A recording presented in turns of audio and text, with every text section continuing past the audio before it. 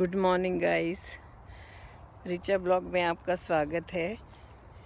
मैं अपने नाती को छोड़ने आई थी स्कूल। सामने सूरज निकला हुआ है, स्कूल की बेल बज गई है। तो आज मैं बैठ के आपसे थोड़ी बातें करती हूँ।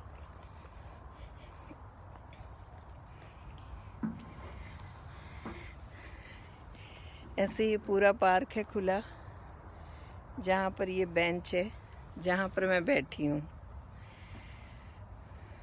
तो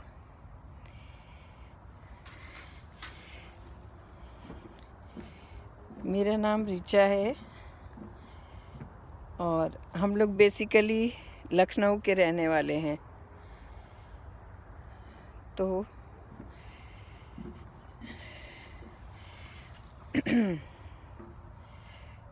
हम लोग बेसिकली लखनऊ के रहने वाले हैं।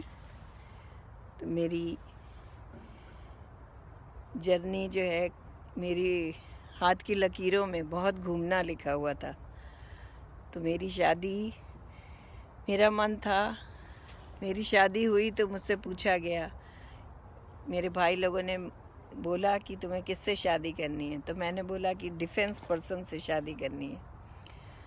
तो मेरी शादी तय हुई एक नेवल पर्सन से। तो वो नेवी में थे। तो हम लोग शादी, मेरी 21-22 की उम्र में मेरी शादी हुई। और शादी होने के बाद हम लोग मुंबई गए। वहाँ पर मैंने मुंबई का कल्चर देखा। लखनऊ से ज़्यादा बाहर गए नहीं थे। तो महाराष्ट्र में लोग कैसे रहते हैं, मेट्रो सिटी में लोग कैसे रहते हैं। तो वहाँ पर नेवी में पूरे स्टेट से आए हुए लोग थे, उनके बारे में मुझे जानने का मौका मिला, उनके बीच में रहने का मौका मिला। फिर हम लोग का ट्रांसफ़र आया कोचीन। तो हम साउथ में मूव करे। साउथ में जाकर हम त्रिवेंद्रम, कन्याकुमारी, काफ़ी हमने वहाँ पर साउथ पूरा घूमा। मैसूर गए, त्रिवेंद्रम गए, सब जगह हमने घूमा।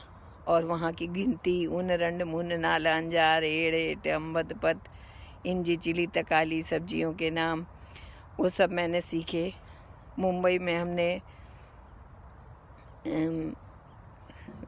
थोड़ी मराठी भी सीखी। बिलंची नागिन निकाली, नागो वडूला लागला, ऐसे गाने भी सीखे।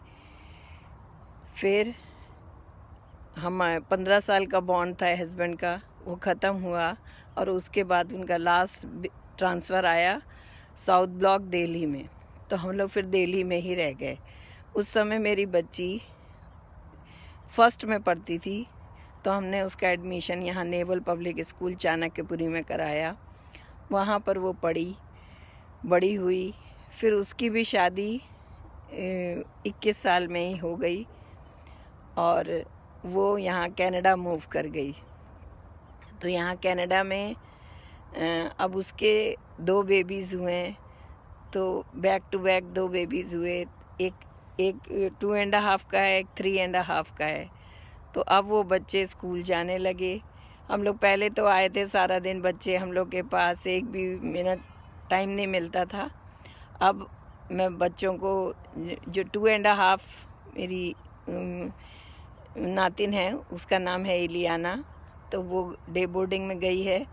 और हमारा जो नाती है 3.5 का, उसका एडमिशन हो गया है स्कूल में, किंडरगार्टन में है, जूनियर किंडरगार्टन में गया है।